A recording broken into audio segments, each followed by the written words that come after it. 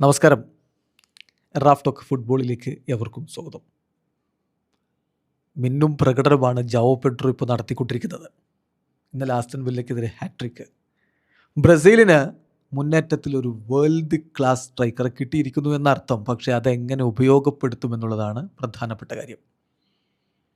താരം ബ്രസീലിന് വേണ്ടി കളിച്ചപ്പോഴൊന്നും അത്ര മികവിൽ കളിച്ചിട്ടില്ല. അതിൻ്റെ കാരണമെന്ത്, അതെങ്ങനെ തിരുത്തണം, ഇതൊക്കെ ഇപ്പോൾ ബ്രസീലിയൻ മീഡിയ വലിയ രൂപത്തിൽ ചർച്ച ചെയ്യുകയാണ്.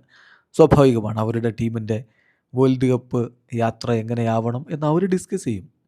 അപ്പോൾ നമ്മളതൊന്ന് പരിശോധിക്കുകയാണ്. ഇപ്പോൾ നോക്കുക, പ്രീമിയർ ലീഗിൽ കഴിഞ്ഞ 8 മത്സരങ്ങളിൽ അദ്ദേഹത്തിൻ്റെ പ്രകടനം: ബ്രെൻഫോർഡിനെതിരെ ഗോളടിച്ചു, പാലസിനെതിരെ ഗോളടിച്ചു, വെസ്റ്റാമിനെതിരെ ഗോളും അസിസ്റ്റും ഉണ്ടായിരുന്നു, വോൾസിനെതിരെ ഇരട്ട അസിസ്റ്റുകൾ, ലീഡ്സിനെതിരെ ഗോളും അസിസ്റ്റും, ബേൺലിക്കെതിരെ ഗോളുണ്ടായിരുന്നു, ആഴ്സണലിനെതിരെ ഗോളില്ല, അസിസ്റ്റില്ല. പക്ഷേ വില്ലക്കെതിരെ ഇന്നലെ ഹാട്രിക്കും ഒരു അസിസ്റ്റുമാണ്.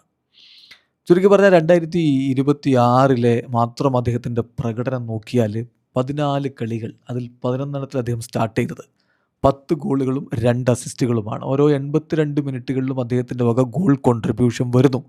32 ഷോട്ടുകൾ, അതിൽ 14 ഓൺ ടാർഗറ്റ്, 50% ക്ലിയർ ചാൻസുകൾ കൺവേർഷൻ ഉണ്ടായിരുന്നു, 6 കീ പാസുകൾ, 22 ഡ്രിബിളിംഗ് അറ്റംപ്റ്റുകളിൽ 14 സക്സസ്ഫുൾ ആവുകയും ചെയ്തു, 3 പെനാൽറ്റികൾ വിൻ ചെയ്യുകയും ചെയ്തു. സോ മികച്ച പ്രകടനമാണ് താരം നടത്തിയത്. പക്ഷേ ചോദ്യം ഇതാണ്, ബ്രസീലിൻ്റെ സിസ്റ്റത്തിൽ അദ്ദേഹത്തെ എങ്ങനെ ഉപയോഗപ്പെടുത്തും? അപ്പോൾ കാർലോ ആഞ്ചലോട്ടി അദ്ദേഹത്തെ എങ്ങനെ യൂസ് ചെയ്യുമെന്നുള്ളതാണ് ചോദ്യം. ഇപ്പോൾ മുൻനിരയിൽ 4 പേരെ വെക്കുന്നൊരു രീതി, അതായത് ഇരുപാർശ്വങ്ങളിൽ ഓരോ താരങ്ങളിൽ ഗോളടിക്കാൻ വേണ്ടി ഒരു സെൻറ്റർ സ്ട്രൈക്കർ, തൊട്ടു പുറകിലായിട്ട് ഒരു മറ്റൊരു താരം കൂടി, അതായത് കളി മെനയാൻ, ഇപ്പോൾ നെയ്മറൊക്കെ കളിക്കുന്ന രൂപത്തിൽ ഒരാൾ, അല്ലെങ്കിൽ പലപ്പോഴും ആ രൂപത്തിൽ ആഞ്ചലോട്ടി താരങ്ങൾ ഇറക്കാറുണ്ട്. അപ്പോൾ അങ്ങനെ ഒരാൾ കൂടി വെക്കുകയാണെങ്കിൽ തീർച്ചയായിട്ടും ജാവോ പെഡ്രോ ഉപയോഗപ്പെടുത്താൻ പറ്റും. അതായത് ജാവോ പെഡ്രോ നമ്പർ 9 ആയിട്ട് സ്റ്റാർട്ട് ചെയ്യുന്നു, തൊട്ടു പുറകിൽ അദ്ദേഹത്തെ സപ്പോർട്ട് ചെയ്യുന്ന രൂപത്തിൽ ഒരു കളിക്കാരൻ. ബ്രസീലിന് വേണ്ടി ഇതുവരെ കളിച്ചപ്പോൾ ജാവോ പെഡ്രോക്ക് അത്ര മികവ് കാണിക്കാൻ പറ്റിയിട്ടുണ്ടോ? ഇല്ല എന്നുള്ളത് ശരിയാണ്. ഈ ലുക്സ് പൂവ. അതിൻ്റെ കാരണം എന്താണെന്ന് വെച്ചാൽ, പലപ്പോഴും മുന്നേറ്റത്തിൽ അദ്ദേഹം ഐസൊലേറ്റ് ചെയ്യപ്പെടുന്ന ഒരു സ്ഥിതിവിശേഷം ഉണ്ടായിട്ടുണ്ട്. ഒരു പ്രോപ്പർ പ്ലേ മേക്കർ അദ്ദേഹത്തെ സപ്പോർട്ട് ചെയ്യാൻ അത്യാവശ്യമാണ്. എന്ന് പറഞ്ഞാൽ ഒരു കളിയിൽ അദ്ദേഹം മികവ് കാണിച്ചു, അത് ചിലിക്കെതിരെയാണ്. അതിൻ്റെ കാരണം എന്താണെന്ന് വെച്ചാൽ, തൊട്ടുപുറകിൽ റാഫീഞ്ഞയെ കളിപ്പിച്ചിട്ടുണ്ടായിരുന്നു. ആ രൂപത്തിലൊരു ടാക്ടിക്സ് ആണ് വേണ്ടത്. ഇപ്പോൾ ക്ലബ് ലെവലിലാണെങ്കിൽ ഇപ്പം ലിയാം റോസ്നീർ വന്നതിന് ശേഷം ഒന്നുകൂടി മികവിലേക്ക് അദ്ദേഹം പോയിട്ടില്ല. അതിൻ്റെ കാരണം എന്താണ്? ജാവോ പെഡ്രോയുടെ വളരെ ക്ലോസ് ആയിട്ട് അദ്ദേഹത്തിൻ്റെ ഫുൾ പൊട്ടൻഷ്യൽ ഉപയോഗപ്പെടുത്താൻ പറ്റുന്ന രൂപത്തിലുള്ള താരങ്ങൾ അദ്ദേഹത്തോടൊപ്പം കളിക്കുന്നുണ്ട്. എന്ന് പറഞ്ഞാൽ കോൾ പാൽമറും അദ്ദേഹവും മികച്ച രൂപത്തിലാണ് ഓപ്പറേറ്റ് ചെയ്തുകൊണ്ടിരിക്കുന്നത്. അപ്പോൾ ഒരുപാട് മൂവ്മെൻറ്റുകൾ അവിടെ സാധ്യമാവുന്നുണ്ട് എന്നുള്ളതാണ്. അപ്പോൾ ബ്രസീലിനെ സംബന്ധിച്ചിടത്തോളം they have A world class forward.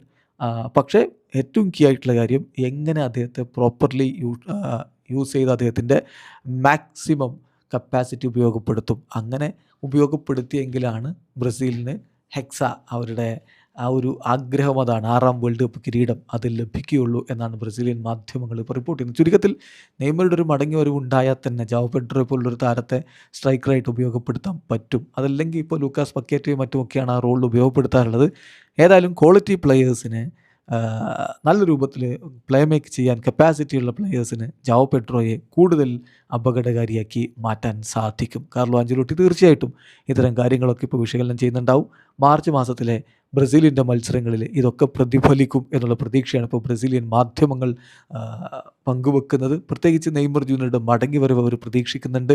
അതോ 2 പ്രമുഖ ടീമുകൾക്കെതിരെയാണ്, ഫ്രാൻസിനെതിരെയും ക്രൊയേഷ്യക്കെതിരെയും ഒരു കിടിലൻ പെർഫോമൻസ് ബ്രസീലിന് നടത്താൻ പറ്റുമെന്ന പ്രതീക്ഷ അവർക്കുണ്ട്. പക്ഷേ ജാവോ പെഡ്രോയൊക്കെ മികച്ച രൂപത്തിൽ ഉപയോഗപ്പെടുത്തേണ്ടതുണ്ട്. വീഡിയോ അവസാനിക്കുന്ന ഫുട്ബോൾ ലോകത്തെ കൂടുതൽ വിശേഷങ്ങളുമായി റാഫ് ടോക്സ് വീണ്ടും എത്താം.